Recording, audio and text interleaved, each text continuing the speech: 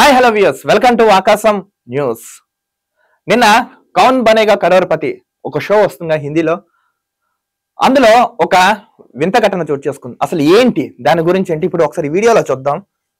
కౌన్ బనేగా కరోర్పతి షోలో సీఎం రేవంత్ రెడ్డిపై ప్రశ్న, ఆన్సర్ చెప్పలేకపోయిన కంటెస్టెంట్ అంట. చూడండి, కౌన్ బనేగా కరోర్పతి షోలో సీఎం రేవంత్ రెడ్డిపై ప్రశ్న వేస్తా, ఆ ప్రశ్నకి ఆన్సర్ చెప్పలేకపోయారంట కంటెస్టెంట్.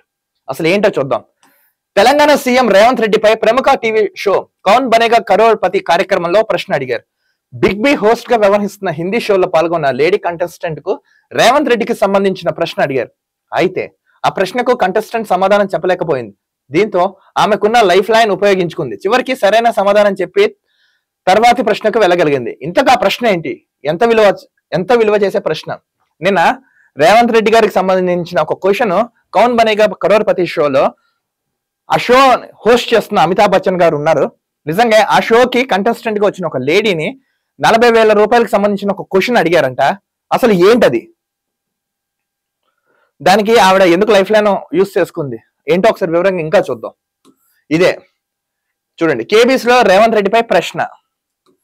ఈవిడే అమితాబ్ బచ్చన్ గారు, కంటెస్టెంట్ హోస్ట్ గారు ఈవిడ. అసలు ఏం జరిగిందో వివరంగా చూద్దాం. Kaun Banega Crorepati big B Amitabh Bachchan host గా వ్యవహరిస్తున్న ఈ కార్యక్రమంలో దేశంలోనే విశేష ఆదరణ పొందిన టెలివిజన్ కార్యక్రమం కౌన్ బనేగా కరోడ్పతి. ఈ కార్యక్రమానికి కంటెస్టెంట్లుగా చాలా తెలివైన వాళ్ళు వస్తుంటారు.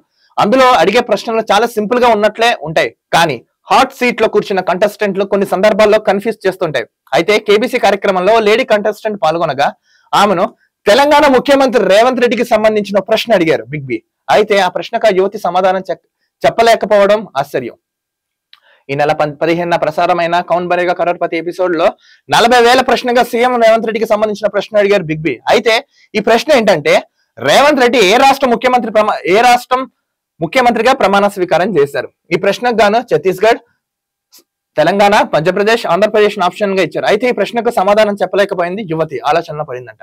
చూడండి, మనం చదువుకున్న విద్య, మనకున్న తెలివి, మనకున్న మేధస్సు, మనకున్న వాక్చాతుర్యం, మనకున్న ఈ టెక్నాలజీలో ఉంటూ కూడా ఇంత చదువులు చదువుకుని అట్లీస్ట్ ఇండియన్ పాలిటిక్స్ మీద అవగాహన లేకుండా ఇప్పుడు ఎమ్మెల్యేనో ఎంపీనో మినిస్టర్స్ అయితే అనుకోవచ్చు, కానీ ఒక రాష్ట్ర సీఎం ని కొత్తగా ఏ గవర్నమెంట్ అయితే ఫామ్ అయ్యేవారో మొన్న జరిగిన 5 రాష్ట్ర ఎన్నికల కనీసం యువత అసలు వీటి మీద పాలిటిక్స్ మీద వీళ్ళు ఫోకస్ చేయట్లేదు.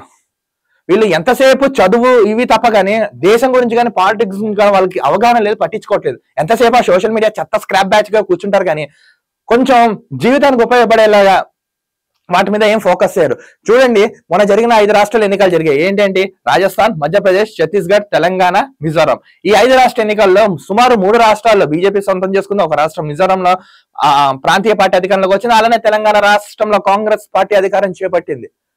సో ఈ 5 రాష్ట్రాల ముఖ్యమంత్రులు కూడా ఫామ్ అయ్యారు, ఇచ్చారు. కానీ ఇప్పుడు నిన్న జరిగిన షోలో ఏం అడిగారంటే అమితాబ్ బచ్చన్ గారు, తెలంగాణ రేవంత్ రెడ్డి ఏ రాష్ట్రానికి ముఖ్యమంత్రిగా ప్రమాణ స్వీకారం చేశారో ఆప్షన్స్ తెలంగాణ, ఛత్తీస్గఢ్, మధ్యప్రదేశ్, ఆంధ్రప్రదేశ్ ఆప్షన్లు ఇస్తే ఆవిడ చెప్పలేకపోయిందంట. అంటే చూడండి, యువత, నాకు తెలిసి అందరూ అనట్లేదు, కొంతమంది యువత పాలిటిక్స్ కి ఎంత దూరంగా ఉన్నారు. ఒకటి చెప్తున్నాను, యువత పాలిటిక్స్ దూరంగా ఉంటే ఎదరెదర చాలా టఫ్ అవుతుంది, కష్టం అవుతుంది. మినిమం గవర్నర్, మనకి చూడండి, ప్రెసిడెంట్ ఎవరు, ప్రైమ్ మినిస్టర్ ఎవరు, సీఎం ఎవరు, గవర్నర్ ఎవరు, మెయిన్ బేసిక్ పాయింట్స్ ఇవి తెలుసుకోవాలి ఎవరైనా సరే భారతదేశంలో ఉన్న వాళ్ళు. పోనీ ఈయన ఏమైనా కొత్తగా ఏర్పడిన సీఎం, పైగా మంచి నేమున్న లీడరు, అసలు మూల పడిపోయిన కాంగ్రెస్ పార్టీని బయటకు తీసుకొచ్చి దాన్ని ఫామ్ లో పెట్టి దాన్ని అధికారంలోకి తీసుకొచ్చి అంత కృషి చేసిన వ్యక్తిని కూడా కొంచెం జనాలు కూడా గుర్తించకపోవడం, తెలియకపోవడం అంటే అసలు ఆశ్చర్యం వస్తుంది. ఏమైపోయి మీ విద్య, మీ తెలివితేటలని ఆశ్చర్యేసింది. పైగా లైఫ్ లైన్ యూస్ చేసుకున్నది. పోనీ అది ఎక్కడ నార్త్ ఈస్ట్ స్టేట్స్ లోనో లేకపోతే సౌత్ ఈస్ట్ స్టేట్స్ లోనో కాదు, దక్షిణ భారతదేశంలో నూతనంగా ఏర్పడిన సుమారు నెక్స్ట్ ఇయర్ కి 10 years కాబోతుంది తెలంగాణ రాష్ట్రం ఏర్పడి.